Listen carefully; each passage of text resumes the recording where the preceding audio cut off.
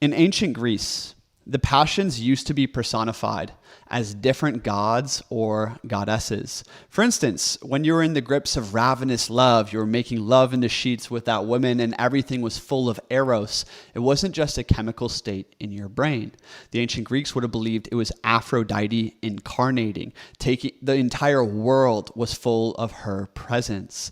When you were in the battle haze, let's say you're sparring at the gym or literally in combat, and you felt this heroic courage or skill or patriotism rise in your chest, and something greater like take your hand, that would have been Ares incarnating on the battlefield. You see, to ancient peoples across the world, everything was alive. Everything was fully enchanted. And that means the heroes of the old world were those men who were driven by supernatural ability and passion, but more so, the ancients would have thought these men were loved by the gods, meaning that they were sensitive to great feelings and lived lives of intensity. And these are the stories that are passed down to us. But as many of the stories warn, being loved by the gods is not always positive because the gods like their playthings. You see, passions consume you, as every artist knows. Heroes are led astray down paths of very difficult karma. And all of us, we are actors on the great stage of comedy and tragedy. Welcome to life. And the more sensitive you are, the more passions move inside you, the more intensely you're going to live life, the more intensely you're going to feel these the great comedy and tragedy of it all. And I know this because my entire life has been dominated by tremendous passions.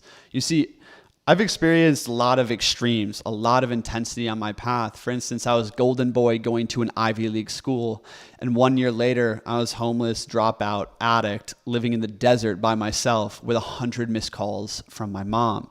The amount of insomnia and heartbreaks and chronic health issues, and also just divine luck and blessings and inspiration that has guided my path, is probably a little bit more intense than the average person, I would say. And I don't mean to be conceited at all in this video, but here's the thing, my friends, is in the ancient world, we used to openly talk about greatness. We used to openly talk about heroes. Everyone talked about Achilles, for instance, or Hector, or Heracles, or Thor, or the great chiefs in your clan, whatever it might be. But today it is cringe to talk about heroes. It is cringe to talk about the lives of intensity. But this is the thing we need to talk about to guide the men of potential to what they could be. So that's what I'm inspired to do with this channel. So today I want to speak to the other men of passion, the men who feel great longing in their hearts, who wrestle with the daemon inside of them and are rarely met and understood by this world. Welcome. So, sensitive young men. A lot of people are going to hate this word and this archetype, but honestly, I would define myself as a sensitive young man, and I'm going to explain what that means. You see, just listening to a song while I'm driving, or watching the sunset, or seeing a great painting can overwhelm me with like tears and goosebumps, or feelings of ambition, love, nostalgia, or longing. I'm very sensitive, and I had to keep this hidden for most of my life because a lot of people don't feel this way. They don't really understand. And it's not just being like sensitive to emotion. I think sensitivity kind of gets a bad rap from all the sad boy artists who just like to play with, depressants, and all the weaklings who praise themselves for being deep. I don't mean to attack, but I think sensitivity is much more about sensitivity to emotion, passion, suffering, the daemon, the soul, to life itself. And I would define a sensitive young man as those who feel great feeling. And that great feeling is wedded to great will. And right here we have an image of a sensitive young man, Napoleon. And this image captures that sensitivity so perfect. This feeling and this shadow of great power that is living and residing in his soul, right? And sensitive young men wrestle with these tremendous passions that aren't just emotions, but actually closer to a spiritual incarnation happening through them. So what that looks like is I used to wake up, and for many years of my life, my first thought was, how could I get high today? And now I realize that underneath that thought almost killed me. But now I realize that underneath that thought is the question of how can I feel passionate today? How can I feel great longing, great ambition, grief, sorrow? Like I want to feel passionate. I don't want a mundane life. I don't want an easy life. I want a passionate life. And this, my friends, is the daemon. Okay. I made many videos about this. The daemon is the great desire in your soul. It's the passion and is defined so much.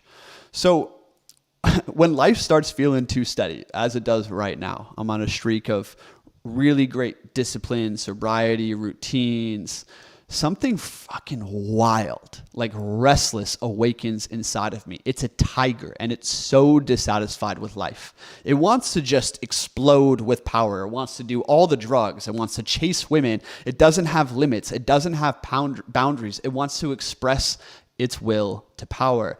And that's how I would define the daemon. You see, the daemon, it lives very strongly in the soul of those who are loved by the gods. And the daemon is full of passion. So what is passion? And it's very important to this conversation before we talk about some very controversial figures like Hitler and Christ. Passion is akin to a god touching you.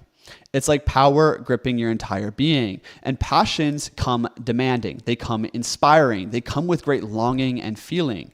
So how I would define passion is the soul's intense desire, often irrational and overwhelming, that moves you beyond logic. It moves you to madness, to greatness, to art. It's not just an emotion, it's an overflowing. And the thing is at this point of the video, a lot of people are going to be like, oh, something is wrong with you. This will to power, this will to greatness is probably vain. It's cringe, it's selfish, or maybe you should just practice some more Buddhist meditation, right? And the thing I want to say to everyone here is that passions, they create heat, okay? Whether it's love, it's longing, it's grief, it's sorrow, it's lust, it's power, it's ambition. These passions, they create heat, they create tension, they create pressure. And spiritual growth comes from heat. It's why the true Buddhists would go into, let's say, a tiger-infested wilderness to meditate with great fear gripping them because they wanted to work through the heat of fear, or the tantric practitioners work with the great heat of lust and love. Spiritual growth, it comes from heat. It comes from transmuting the passions into a higher spiritual principle, which we're going to talk about in the framework at the end of this video. So the passions, the core idea here is the passions are both demonic and divine.